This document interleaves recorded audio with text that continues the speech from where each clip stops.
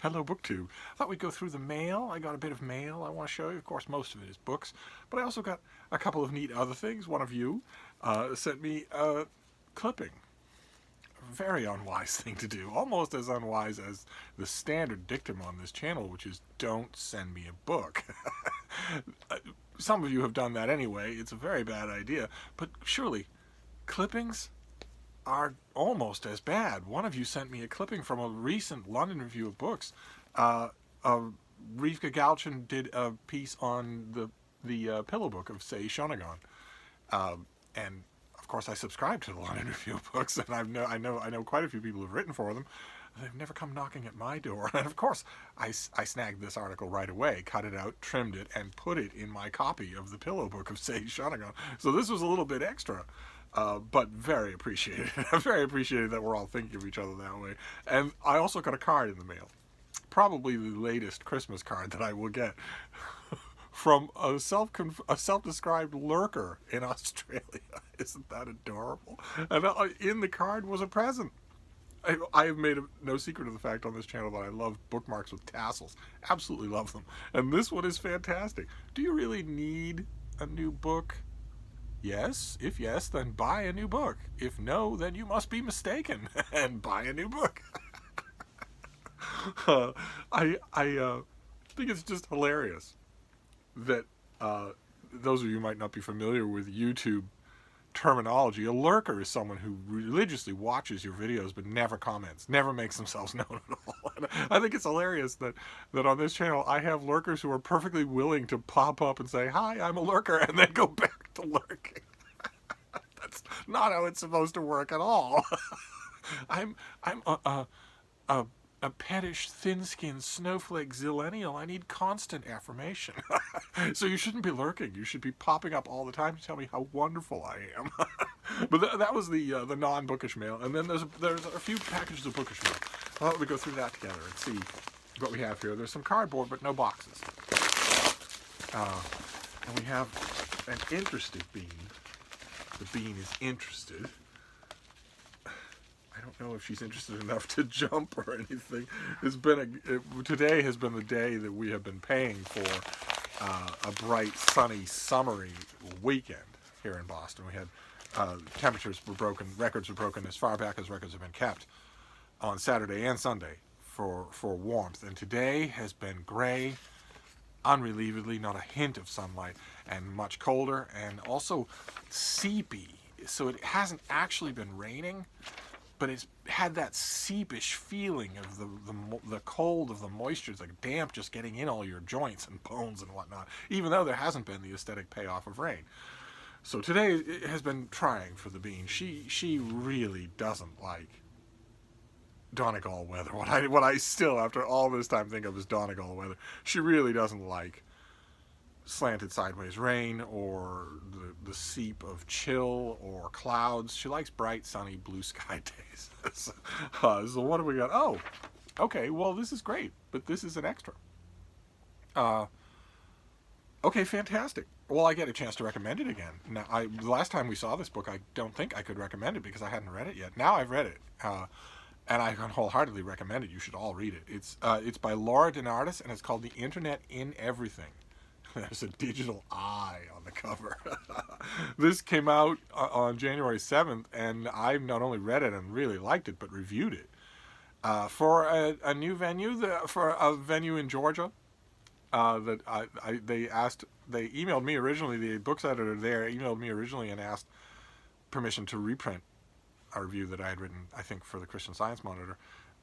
And I said yes, of course, but because I am an Old Bailey hack just waiting on the stand for a customer, I said, why stop at reprinting? Why not let me write something new for you? And the editor is a wonderful guy, a scholar and a gentleman, as the saying goes, and was perfectly happy to say yes. I noticed that they've also reprinted a piece by Eric Carl Anderson. So the book's editor there, in addition to writing a fairly dab column himself, shows excellent reviewing taste. So I have a review. My first original review for them will be I don't know when it will run. It could have run already. I should have checked that ahead of time because I had no way of knowing I was going to get another copy of this book. The subtitle is Freedom and Security in a World with No Off Switch. And the description goes like this. The internet has leapt from human-facing display screens into material objects all around us. The so-called Internet of Things, connecting everything from cars to cardiac monitors to home appliances. There is no longer a meaningful distinction between physical and virtual worlds. Everything is connected. The social and economic benefits are tremendous, but there is a downside. An outage in cyberspace can result not only in the loss of communication, but also potentially the loss of life. Control of this infrastructure has become a proxy for political power, since countries can easily reach other borders, across borders, to disrupt real-world systems. And we're going to get a flood of books on this subject in 2020. What most people prior to 2020 might have thought of as a wonkishly out there niche subject, in 2020 is going to become far more mainstream, far more mainstream, for a number of reasons, one of which is glaringly obvious, like the iceberg that sank the Titanic, which is that the internet is going to miselect a U.S. president. The hacking of this vast infrastructure, vast and tangled and not at all correctly overseen electronic infrastructure, is going to have a huge impact on the 2020 U.S. presidential election. And I'd be willing to bet there are going to be a number of incidents in 2020 aside from that. Because this is the Wild West, and in an unregulated, unstructured, ungoverned, massively important system, if that system is the Wild West, the bad guys are going to be in it, working it to their advantage long before the good guys do. You saw that in the rise of what the bread tube refers to as late-stage capitalism in the so-called Gilded Era. The bad guys always get there first, no matter what the advanced system is. And this book is incredible in that it is not alarmist at all. This is a Vulcan's eye view of the subject. Its nature, its history, its extent, its benefits, its faults. Just an amazingly sinus-clearing work on this subject, really a benchmark, so that we have now this book, and then you can move forward from here. I cannot recommend it strongly enough. In this book, the author argues that this diffusion of the internet into the physical world radically escalates governance concerns around privacy, discrimination, human safety, democracy, and national security. And she offers cybersecurity solutions. The important initial point that she makes in this book is that the old distinction of online and offline, that all of us, I think, still, most of us, those of us who aren't in the tech industry, still just reflexively ascribe to, no longer applies. The old conception of online and offline was that you had to make a decision to be online, and that if you didn't make that decision, you were comfortably offline. And the author makes the point that that is not true. It hasn't been true in a long time, and is getting less true with every minute. One of the early eye-opening points that she makes in this book is that there are more online devices than there are online humans in the world, by far. So I loved it. Would easily have written at 3,000 words on it. Easily have done so. So I'm glad to have another copy. It's an important book. Get it from your library. Ask your library to get it. Because it's worth it. It's worth your time. Then let's see here. So that was a manila envelope, and that was the only one. Now we'll do this great big pressure cooker thing here. These huge cardboard envelopes that just...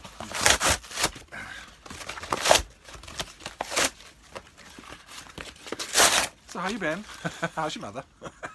Sorry, I have to tear this stuff apart. If I don't do it now on camera, then it just makes a huge mess on the floor. All right, so what have we got here? Oh my. Okay, true crime. Those of you who are interested in true crime, this is going to be a big item on your TBR. This comes out in the third week of January, so real soon.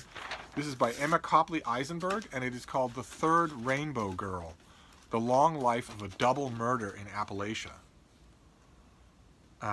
8 years ago, in Pocahontas County, West Virginia, the author Emma Copley Eisenberg learned about the murder in 1980 of Nancy Santomero, who was 19, and Vicky Durian, who was 26.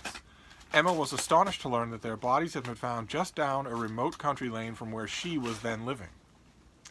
The deaths of these young women, who were killed while hitchhiking to a peace festival known as the Rainbow Gathering, had once been national news. The media dubbed them the Rainbow Murders, only to fall into obscurity. For 13 years, no one was prosecuted for the murders, though suspicion was cast on a succession of local men.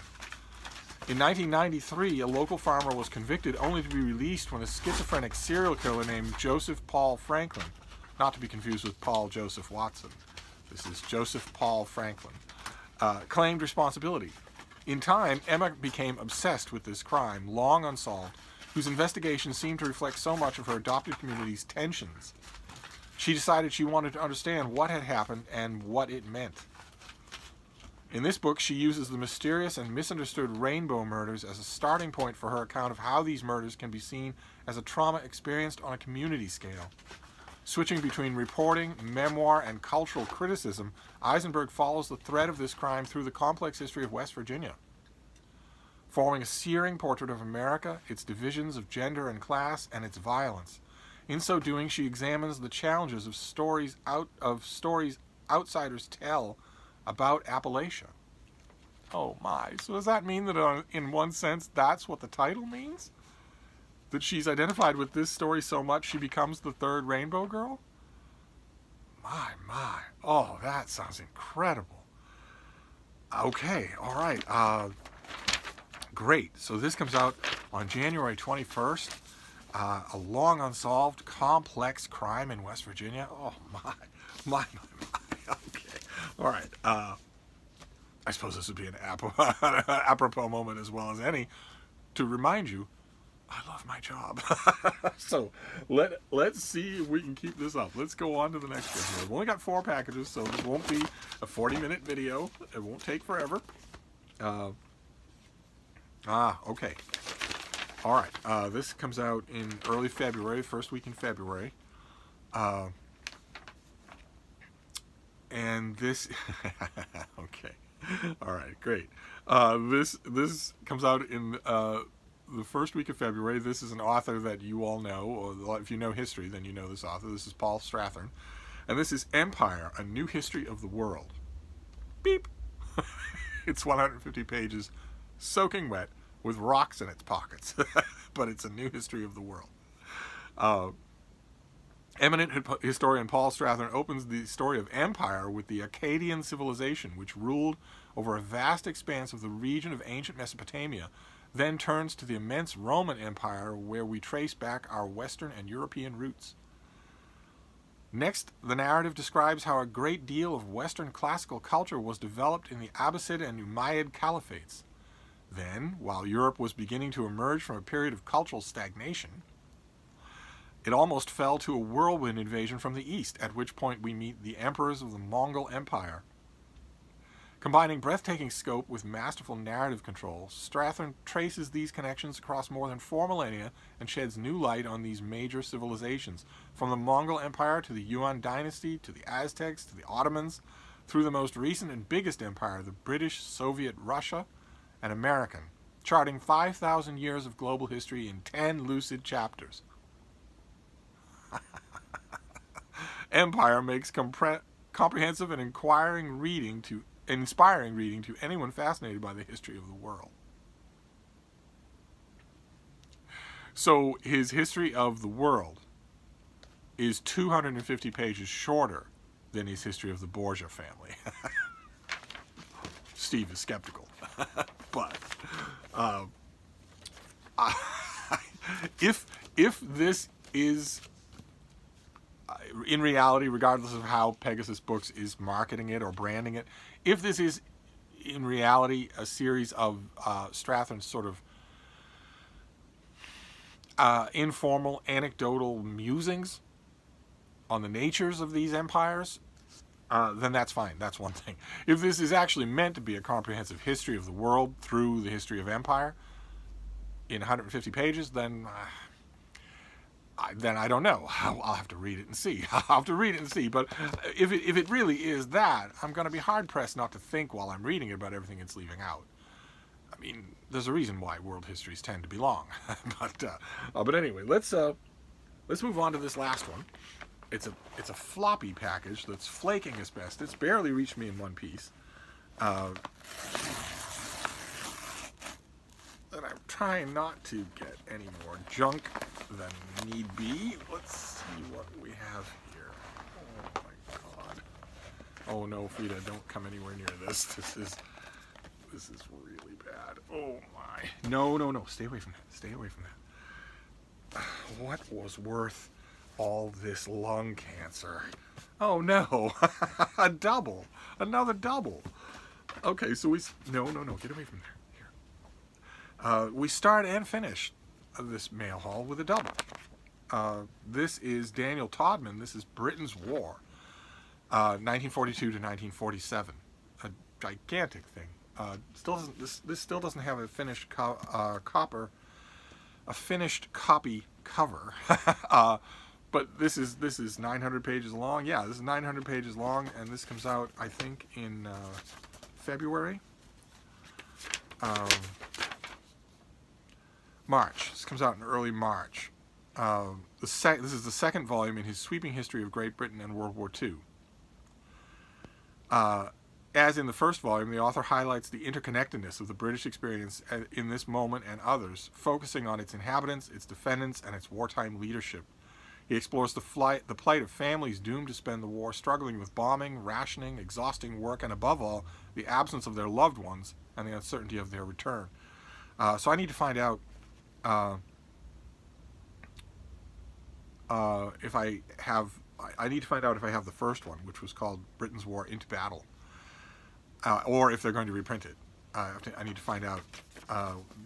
I'll use this. I mean, I don't need this extra copy, but I'll use this as a sort of a prod to get to work. You get to work on the emails.